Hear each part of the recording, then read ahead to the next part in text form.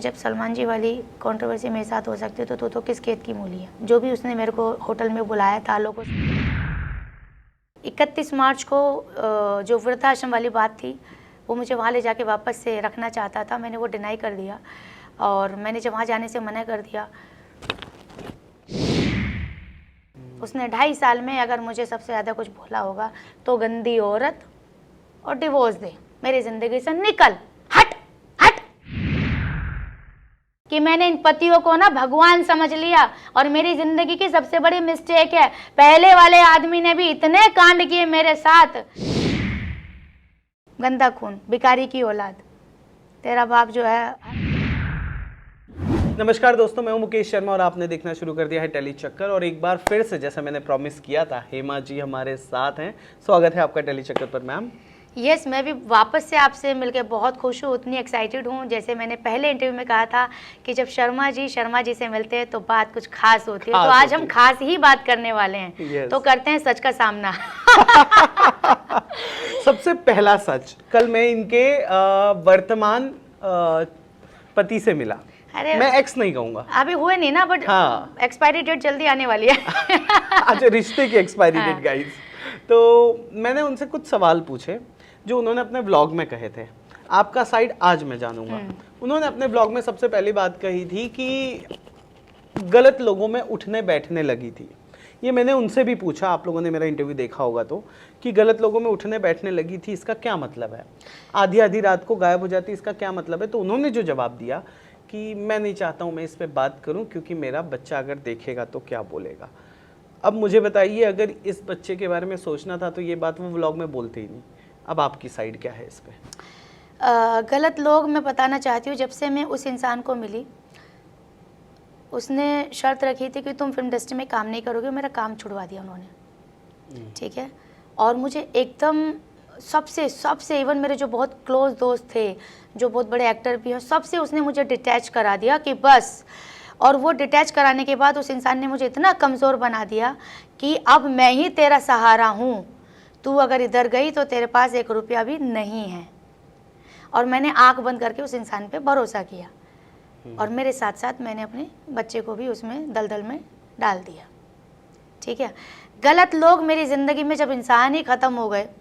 मुंबई से आपने पैकअप कराया अफ्रीका से आपने पैकअप कराया अलीगढ़ से फिर आपने पैकअप कराया फिर अफ्रीका से पैकअप तुमने फिर फाइनली मुझे ऐसी स्टेज में आना पड़ा कि अब मैं वापस मुंबई जाऊंगी। और मैं मुंबई आई 2023 में 10 मार्च को आते ही 2 दिन बाद मैं हॉस्पिटल में एडमिट हो गई।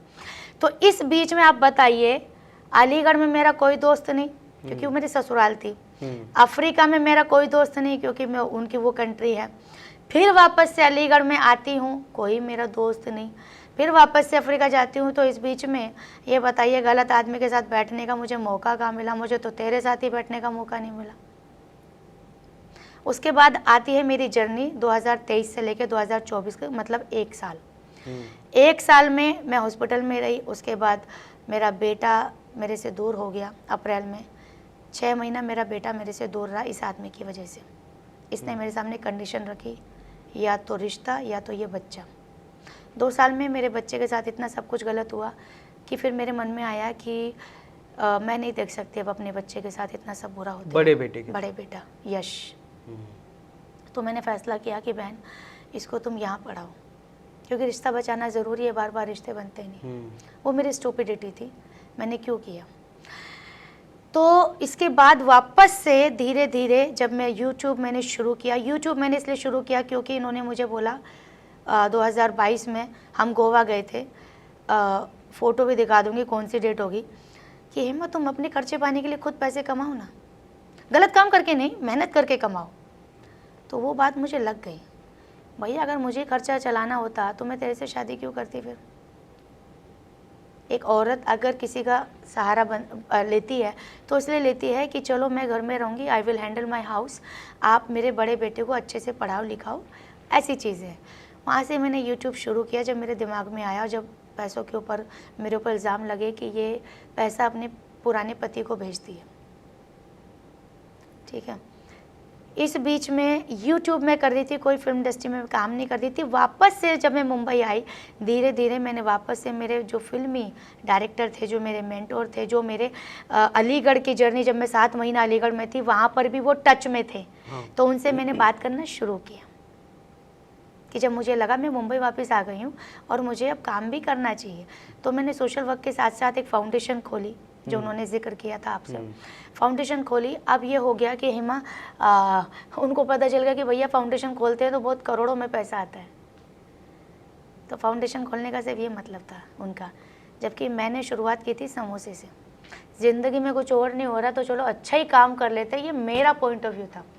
फिर लोगों ने बोला हेमा जी जब आप इतनी सेवा कर रही हो तो आप फाउंडेशन खोलो, तो हमने फाउंडेशन खोली। लेकिन उनका पर्पस क्या था कि करोड़ रुपए आने चाहिए। 6 महीना फाउंडेशन को खुले नहीं है, यू आर एक्सपेक्टिंग कि आपको जो भी आता है, फंड आता है या सरकार की तरफ से जो भी है, मेरी तरफ से कहाँ कमी रही। मेरा काम था ज़मीनी तौर पे काम करना, अपनी आवाज़ पहुँचाना, लोगों की सेवा करना, जो मैंने किया। और 6 महीने में मैंने ये 1 मिलियन सब्सक्राइबर पूरे किए सेवा करके।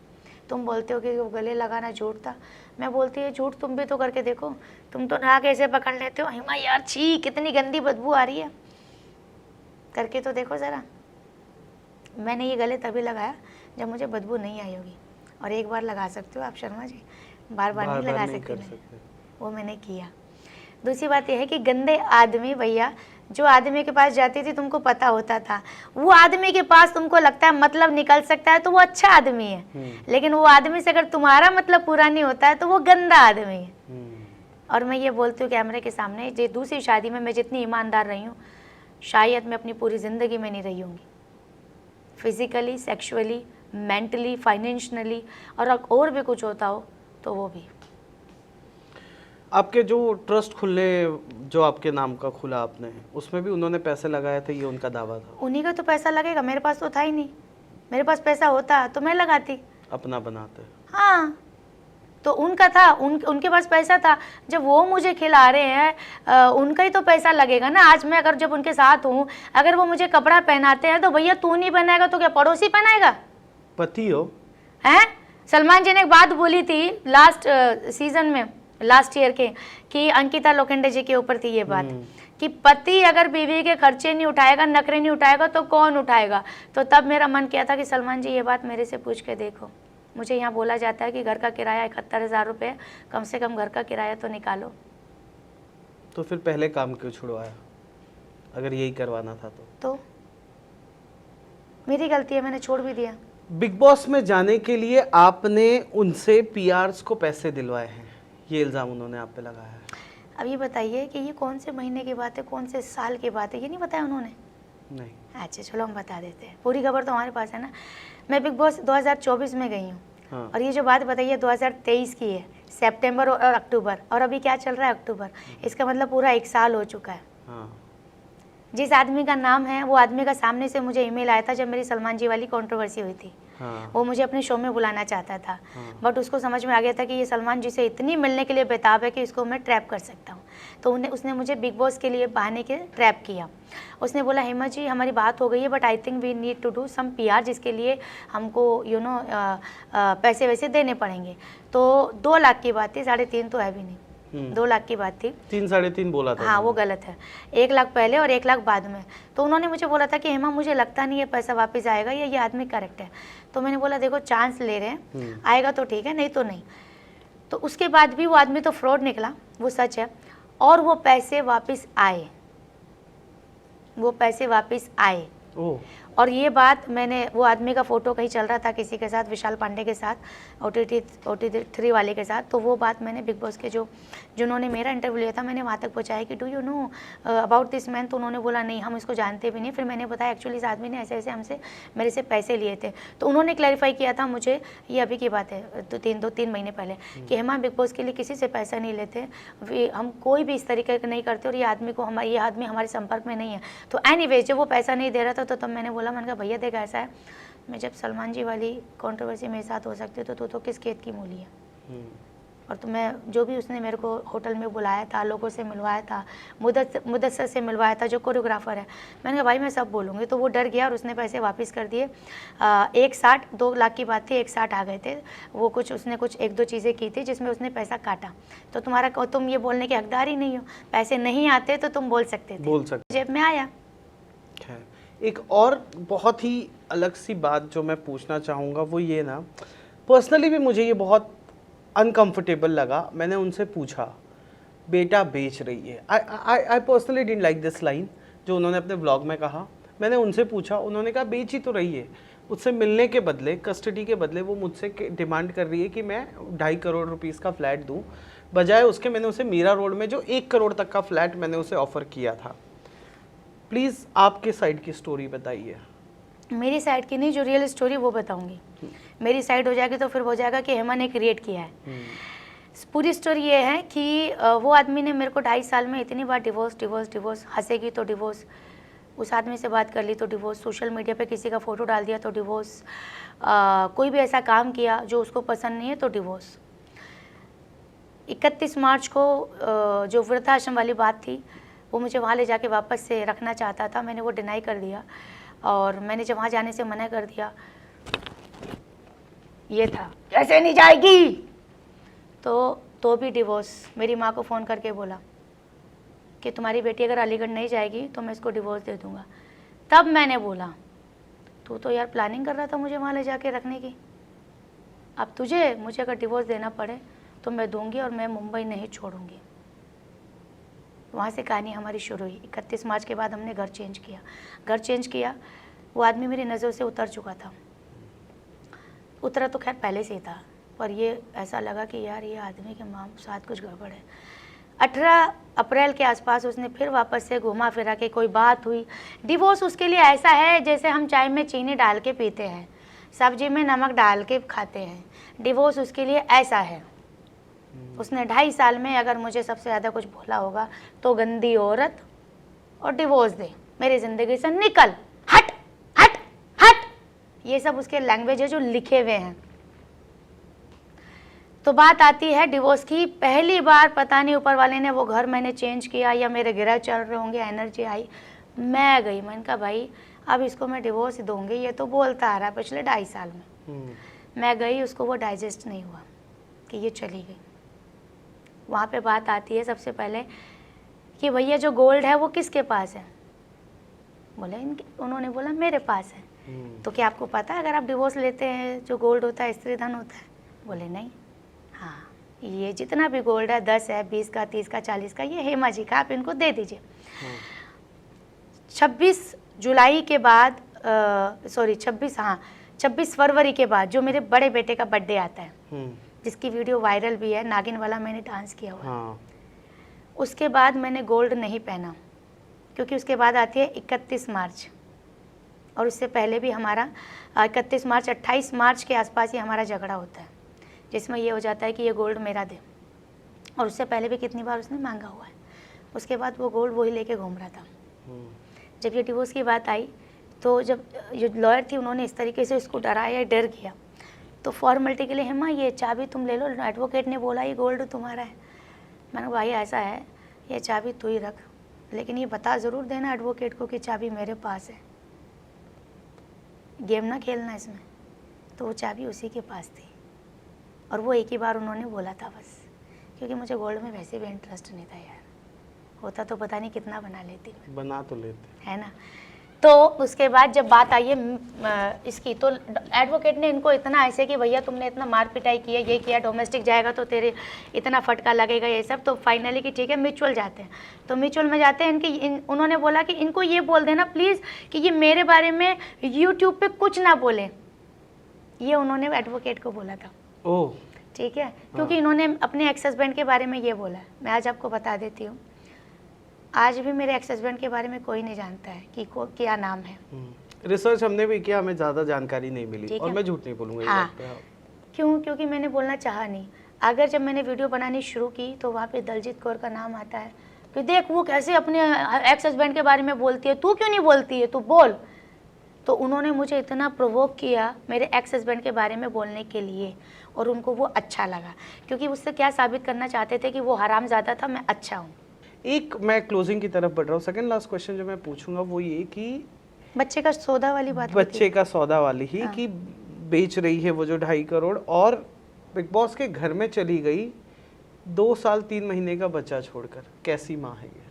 उन्होंने मेरे इंटरव्यू में ये सवाल किया है, अपनी मम्मी को बुलाया, अपनी मम्मी के पास बच्चा छोड़कर गई, मुझे नहीं दिया, और एक फ़ोटो वायरल हो रही है, उन्होंने कहा, आई एम कोटिंग हिम, जिसमें उसकी मम्मी बैठकर टीवी या कुछ देख रही है और बच्चा मेरा नीचे सोया हुआ है। आपका रिएक्शन? बच्चा कहाँ सोया हुआ है? घर में ही सोया हुआ है ना, सड़क पे तो नहीं सोया हुआ ना। और मेरे घर में जो बेड है वो एक ही है, वो अंदर है। मेरी मम्मी सोफे पे अगर बैठी है और बच्चा अगर नीचे सोया हुआ है, कितनी बार ऐसा होता है कि बच्चों को हम नीचे सुला देते हैं। दुश्मन के साथ तो नहीं है ना, काम वाली के साथ तो नहीं है ना, और काम वाली भी वो है जो पिछले 7 महीनों से, और काम वाली से अगर बात आई है तो ये भी बता देती हूँ, इस आदमी ने हर 15 दिन में काम वाली को कि तुम्हारा काम नहीं है, तुम निकलो, तू आई है बड़ी, तेरा तू बहुत डायमंड वाली फैमिली से, पोछा लगा इधर, पोछा भी तू लगाएगी, खाना भी तू बनाएगी, मैं देखता हूँ काम वाली कैसे रहेगी तेरे घर में। ये 7 महीने से काम वाली इसलिए टिक गई क्योंकि अब मैं पैसा देती हूँ काम वाली को। अफ्रीका में काम वाली हटाई, मैं जब डिलीवरी हुई मेरी अलीगढ़ में, वहाँ से काम वाली हटाई, कपड़े धोती थी मैं जब 9 महीने की थे। अब फिर यहाँ पे मार्च में आई हूँ, 3 बार तो काम वाली हटाई है। अब ये काम वाली इसलिए रुके हुए क्योंकि अब वो नहीं है, अब मैं पैसा देती हूँ। सोई तो रहा था ना, रो तो नहीं रहा था ना, चोट तो नहीं लगी हुई थी ना, सड़क पे तो नहीं था ना, दूध पी के ही सो रहा था ना। तुझे क्यों दूँ? तूने तो ऑलरेडी 2 बार मेरे से बच्चा, 2 बार तो छोड़ो, जब से पैदा हुआ तब से तुम दोनों कहीं पर भी मरो, मुझे उसका नहीं पता, मेरे को मेरा बच्चा चाहिए। और 2 बार मेरे से बच्चा छीना भी है। 2023 की बात है, 26 जून की बात है। ऐसे हालात थे कि मुझे मेरे बड़े बेटे को अपनी जान बचाने के लिए भागना पड़ा। तब इसने छोटा बच्चा जो है तब तो 1 साल का ही हुआ था। भागना पड़ा, होटल से भागना पड़ा, ऐसे हालात हो गए थे। वो आपको दिखाऊंगी फोटो के साथ कि क्या हालात थे। एक इंसिडेंस उन्होंने बताया कि आपने लोन लिया था बैंक से, और मैंने नहीं लिया था, मेरे एक्स हस्बैंड ने लिया था, एक्स टू एक्स, और मुझे उसकी जानकारी भी नहीं थी। मैं तो इतनी बड़ी पागल औरत हूँ, मैं ये बोल देती हूँ कि मैंने इन पतियों को ना भगवान समझ लिया, और मेरी जिंदगी की सबसे बड़ी मिस्टेक है।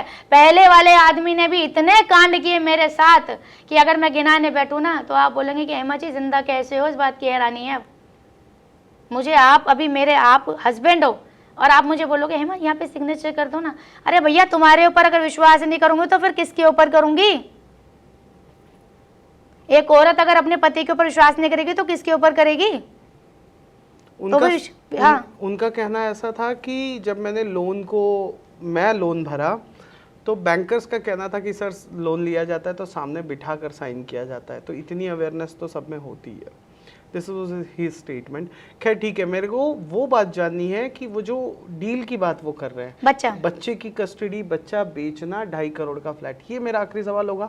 आई रियली वांट टू नो कि क्या सच में आपने डिमांड किया है 2.5 करोड़ का फ्लैट बच्चे के कस्टडी और मिलने देने के बदले, और आप नेक्स्ट क्या एक्सपेक्ट कर रहे हो उनसे? उससे तो मैं कुछ नहीं कर रही हूँ। पहले ये लास्ट सवाल का मैंने पहले दे दिया, ठीक है। पर दूसरी बात ये है कि 18 अप्रैल के आसपास जब मैं खुद गई लॉयर के पास, जब गोल्ड वोल्ड की बात आई, ये सब आई, तो ठीक है भैया इसको बोल दो ये यूट्यूब में कुछ नहीं बोलेगी, क्योंकि इसने पहले को बोला, तो ठीक है भैया ये कुछ नहीं बोलेगी, जो मैंने कुछ नहीं बोला उसने शुरू किया। मेरे पास तो इतना टाइम भी नहीं है। उसके बाद आती है ठीक है म्यूचुअल में क्या चाहिए उसको पूछ लो आप। तो मैंने बोला भैया उसको बोलो जो मेरे को घर चाहिए, जो ऑलरेडी मैंने 2022 में मैंने आई वॉज प्रेगनेंट, मैंने पहले बोला था अगर तुम मुझे कभी ज़िंदगी में कुछ देना चाहते हो तो मुझे भाई घर दे देना, क्योंकि मुझे 2 बच्चों के साथ एक घर की ज़रूरत लगेगी, बाकी मैं अपना रोज़ी रोटी कर लूँगी। तब वो एक ऐसा होता है ना कि हेमा एक आदमी से एक औरत बता रही है कि मेरे लिए और कुछ मत करना, एक घर दे देना। तो यहाँ पे 31 मार्च वाली बात मैं वहाँ नहीं गई। अलीगढ़ में इनका एक बहुत बड़ा घर है जो मेरे आने के बाद ही बना है। हाँ, इन्होंने बोला, ठीक है, उन्होंने बोला। हाँ, तो यहाँ पे कि हेमा यार ये कब तक किराए के घर में रहेंगे, काम करता हूँ मुंबई में ही घर ले लेता हूँ। तो इन्होंने इस चक्कर में 2 करोड़ का लोन पास कराया। और अब मैं जिस घर में रह रही हूँ, बहुत छोटे घर में रह रही हूँ, तो उन्होंने बोला एक काम करते हैं भाई, मैं इस घर से डायरेक्ट हम अपने घर में जाएंगे। बराबर सुनना, अपने घर में जाएंगे। 2 करोड़ का मैंने लोन पास कर लिया, 2.5 तक भी जाएगा तो भी मैं खींच लूँगा। तो इन्होंने मुझे इस बीच में अप्रैल में ही जो है 3-4 घर दिखवाए, जो हम दोनों ने जाके साथ में देखे। मेरा उसमें मेरे को तो 2 करोड़ रुपए मेरे लिए तो बहुत बड़ा अमाउंट है। मैं तो सोची थी भैया छोटा ही देखो, बट चूंकि ये भैया बहुत पैसे वाला आदमी है तो इसको पता होगा कि ठीक है ये मैनेज कर लेगा। ये हुआ, उसके बाद म्यूचुअल पे आता है कि घर की बात, तो उन्होंने बोला ठीक है मैं घर दूंगा लेकिन मीरा रोड दूंगा। तो मैंने क्या बोला, नहीं मेरे को अंधेरी में चाहिए। अब अंधेरी में कितने करोड़ का घर आता है मैंने तो खरीदा नहीं है, मुझे आइडिया भी नहीं है।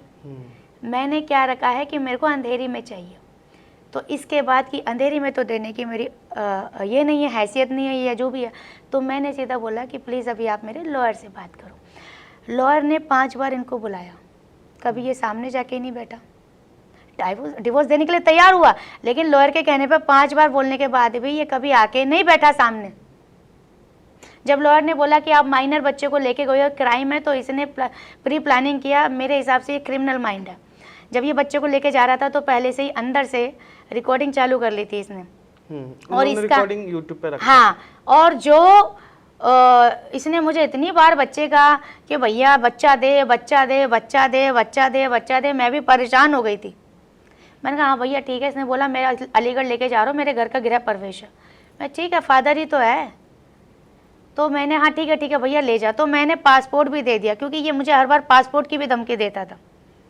मैं आ रहा हूँ और पासपोर्ट रेडी रखना है इसका, मैं बच्चा लेके जाऊँगा, मैं आ रहा हूँ, मैं पासपोर्ट रखूँगा, मैं यहाँ पे नैनी रख लूँगा और मेरा बच्चा तुम्हारे साथ नहीं रहेगा, गंदी औरत के साथ नहीं रहेगा। तुम्हारा मेरा बेटा जो उसको मनहूस बोलता है, ये गंदे खून का नाली के साथ नहीं रहेगा, नहीं तो वो भी इसके जैसा बन जाएगा।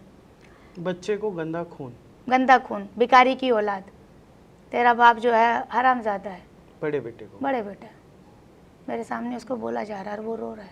वो वीडियो अगर आप देख लोगे तो आपकी आंख में से आंसू आ जाएंगे। एनीवेज, तो वो 2.5 करोड़ मुझे, मैंने सामने से नहीं बोला कि तू मेरे को 2.5 करोड़ दे, और यहाँ पे बच्चे का कोई सौदा नहीं है। अच्छा, कानूनी तौर पे कस्टडी माँ को मिलती है, ठीक है। यहाँ पे कस्टडी की बात आती ही नहीं है। जब बच्चा माइनर है तो सीधी सी बात माँ के पास ही रहेगा। मैंने ये बोला ही नहीं है कि बच्चा मैं तुझे दूंगी, तू मेरे को फ्लैट दे।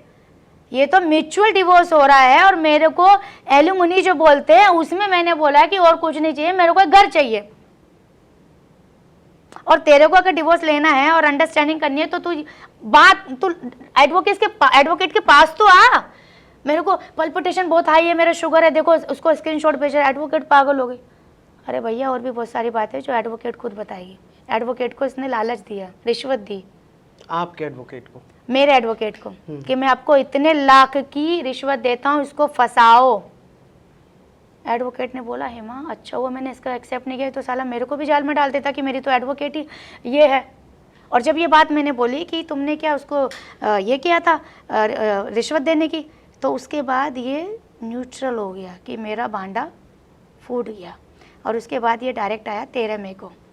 जब ये आया तो मैंने बोला घर में तब घुस सकते हो जब आप एडवोकेट के पास चलोगे, मेरे से कोई बदतमीजी नहीं करोगे। जबकि इस पर मेरे कोई एडवोकेट ने डांटा कि घर में नहीं बुलाना था। मैंने कहा भाई हम उस फैमिली से आते हैं जहाँ पे पति परमेश्वर होता है।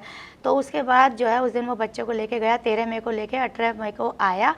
बच्चे का पासपोर्ट आज भी उसी के पास है, और बच्चा उसने बाउंसर के थ्रू पहुँचाया, वही बाउंसर जो दलजीत की शादी में लगे थे। अब आपके इस पूरे जो सिनेरियो हो रहा है, ओ भैया तेरा 2.5 करोड़ भी तू अपने रख, तेरे बुढ़ापे में काम आएगा। मैंने ये बोला हुआ है, तेरे बुढ़ापे में काम आएगा, क्योंकि तेरा बुढ़ापा बहुत खतरनाक दिख रहा है मुझे। अब इस पूरे सिनेरियो में क्या निखिल सपोर्ट कर रहे हैं? किसको? गौरव सक्सेना। 100%। अरे भैया मैं भी थोड़ा फेमस हो गया हूँ, तू भी कर ले, क्योंकि दलजीत ने सीधा बोला है कि उसने शादी इसलिए की थी कि वो थोड़ा फेमस हो सके। दलजीत का ये स्टेटमेंट आया है। अब मुझे ऐसा लग रहा है कि भैया मैं पहले नहीं थी, पर माँ कसम और हो गई हूँ, और अभी तो बहुत होनी बाकी है। तो अब तुम तो सरनेम के ऊपर लड़ते थे कि तू मेरा सरनेम नहीं लगाती। भैया मैं तुम्हारे नाम से पहले मेरा नाम आ रहा। भगवान बस इसी तरीके से अपना आशीर्वाद बनाए रखना। थैंक यू जनता मुझे यहाँ तक पहुँचाने के लिए, एंड थैंक यू मेरी मेहनत भी, और थैंक यू मेरे दुख के दिन। ये दुख के दिन जल्दी कटने वाले हैं गाइस, क्योंकि जब बात करनी शुरू की जाती है ना तो बहुत सारी बातें खुलती हैं। तो जब बहुत सारी बातें खुलती हैं ना तो जनता भी अपना दिमाग लगाती है। सोशल मीडिया का ज़माना है। उसके हिसाब से तो मेरे 13 लाख की अंगूठी पहनने की औकात नहीं है। आईफोन खरीदने की औकात नहीं है, साड़ी अपने पैसे की, आईफोन मेरे अपने पैसे का। मेरा बड़े वाले बेटा मोबाइल यूज़ करता है, वो उसको भी ताने दिया जाता था। जब मैं उससे थोड़ी अलग हुई अप्रैल में, सबसे पहले मैंने उसका फ़ोन दे के अपना आईफोन ख़रीदा। मैंने कहा हिम्मत हो इतनी मेहनत करना कि इसी फ़ोन से तू पैसा कमाएगी। सोशल मीडिया पे मेरी पकड़ बनी, पहले यूट्यूब से आता था, जैसे वो गया पनौती गई, माँ कसम फेसबुक से पैसा आया। मैं कहा भगवान थैंक यू, मेरे बच्चों के लिए तूने दूध का इंतज़ाम कर दिया, जो मेरा छोटा बेटा दूध पीता है। बर्थडे वाले दिन वो जो है उसने बोला मैं मिलना चाहता हूँ, नए नंबर लिया उसने, कोई VIP, समझ रहे हो। मैंने देख के तुरंत ब्लॉक कर दिया। फिर उसके बाद वो मेरी बिल्डिंग के बाहर ही घूम रहा था। पूरा दिन ख़त्म होने से पहले उसने जो है बच्चे के लिए कुछ खिलौने कपड़े भिजवाए। भैया थोड़ा बहुत पैसा भी भिजवा देता। दोनों बच्चे, खासकर छोटा वाला, आपके साथ रहना पसंद करता है, खुश रहता है, या पापा के साथ वो एंजॉय? पापा को तो जानता ही नहीं है। पापा तो जब भी आते थे तो या तो इस पास जाते थे, या फिर वो जो एक थेरेपिस्ट होती है ऐसे, वो पीतल का जैसा कुछ होता है वो कराता था, या फिर भैया स्किन के पास जाता, स्किन स्पेशलिस्ट के पास जाता था, जिससे वो हमेशा जवान दिखता रहे। बेटे की उसने आज तक टट्टी नहीं धोई, बेटे के उसने डायपर नहीं बदले, बेटे को कभी कि आज मैं बेटे को लेके जा रहा हूँ, तो किस बात का बाप है? तो मैं माँ हूँ, मैंने पैदा किया है और बेटा मेरे साथ है, चाहे पहले वाला हो या दूसरे वाला हो। वेल, ये थी आप सभी की चाहिए थी वायरल भाभी हेमा जी, और ये उनकी बात है। और भी बात खुलने वाला है जब ये बैठेंगे अपने एडवोकेट के साथ। फिलहाल I am wrapping this interview here with an intention कि इनकी कहानी भी आपने देखी सुनी, आपको कैसी लगी हमें कमेंट करके ज़रूर बताइएगा। और ये जो बेबाक अंदाज़ है आपका, और जितने भी लोग ये कहते हैं ना कि सिंगल मदर या एक अकेली औरत बेसहारा एंड ऑल, वो शायद अब नहीं होगा, क्योंकि इनके पास वो ज़रिया है और वो इतने इक्विप्ड हैं कि वो अपना पेट और अपने बच्चे का पेट पाल सकते हैं। What do you feel? क्या मैं सही हूँ या मैं सही हूँ? भैया कोई इंसान चला जाए घंटा फ़र्क नहीं पड़ने वाला, पूरा पैसा चला जाए कोई फ़र्क नहीं पड़ने वाला, बस आप रहने चाहिए, क्योंकि उसी से ही फ़र्क पड़ता है। अगर आप हैं तो पता ना कितना बना लोगे, उससे ज़्यादा बना लोगे जितना चला गया है। ये मेरी पर्सनल लाइफ का एक्सपीरियंस है। तो किसी के जाने से दुख ना करना, मेहनत थोड़ी करनी पड़ेगी, लेकिन यहाँ से समझ लेना कि आज मेहनत है कल कामयाबी है।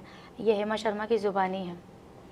ये थी हेमा शर्मा जी। कैसा लगा ये इंटरव्यू हमें कमेंट करके बताइएगा। फिलहाल मैं मुकेश शर्मा, कैमरा पर्सन हीरा यादव के साथ रैप कर रहा हूँ ये। Thank you.